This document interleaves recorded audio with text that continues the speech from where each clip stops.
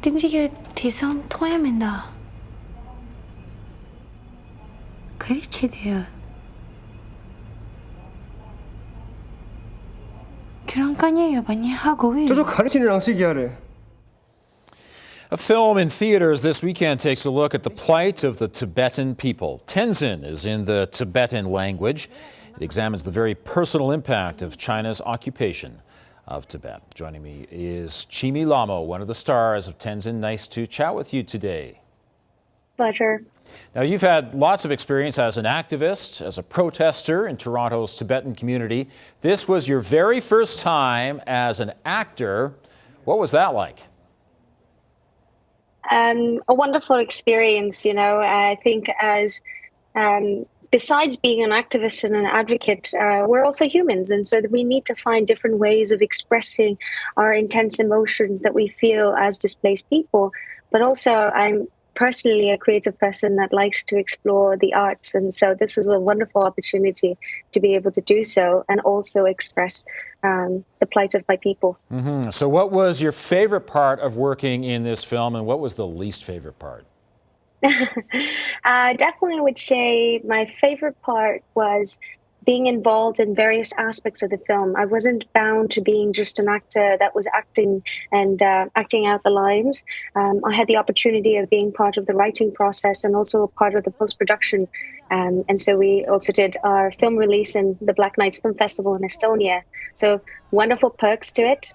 And in terms of least favorite, I think just being part of a micro-budget film is that these processes take very long. And so this film took us almost 10 years in the making. And we never thought we'd see the end of it at one point, but here we are. Well, after 10 years, it must be so gratifying to finally have this in front of theater audiences. Must be a thrill for you.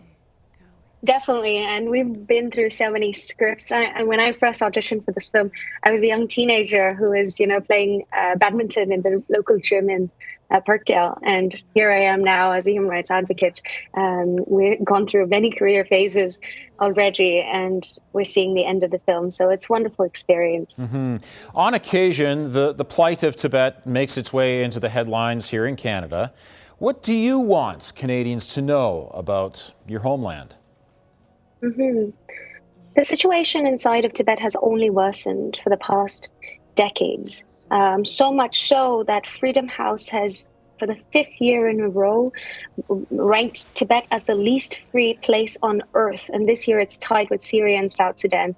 And recently we've also had Tibet Action Institute release a report that 1 million Tibetan children are in colonial state-run boarding schools.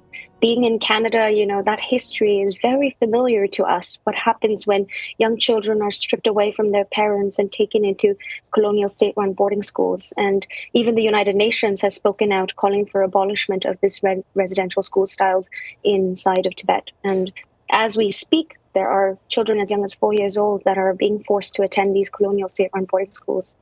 So these are children who are losing their language and their culture, much like Native Canadians who went to residential schools here. Very similar. And, we're at a point where you don't need to put families at gunpoint to be able to take away their children. Families are forced or coerced because there are no other options. All Tibetan language schools have been closed down.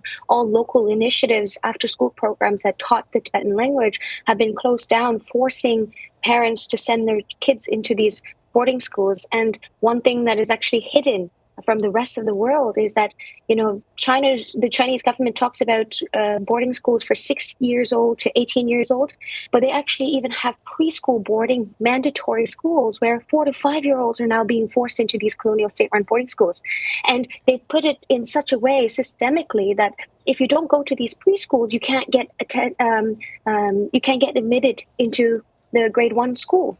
And so you are forced to send your kids to these colonial state-run boarding schools. And experts have told us firsthand that within 3 months, the children are distant from their own family members. They're Oh, no my. longer talking to their grandparents.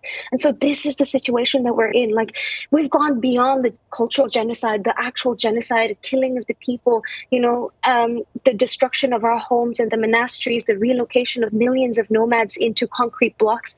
Now we're at a point where they're eliminating the Tibetan identity in the next generation completely. Wow. Experts are saying that the language will completely be lost, but not only language, the identity of what makes us Tibetan is being eradicated. And so that's the situation inside of Tibet at the moment. And it's crucial that we see this as not just a Tibet issue, but an issue of the world, to be honest. Yeah, well, it's quite a story indeed. Thank you for sharing it with us, and thanks for your work in the movie. Thank you for highlighting us. And Tenzin will play at the Plaza's Theatre on March 20th. There will be a special pre-recorded Q&A afterwards. For details, go online to theplaza.ca or gametheoryfilms.com. To connect with Chemi, go online to chemilhamo.com or find her on Facebook, Instagram, and Twitter.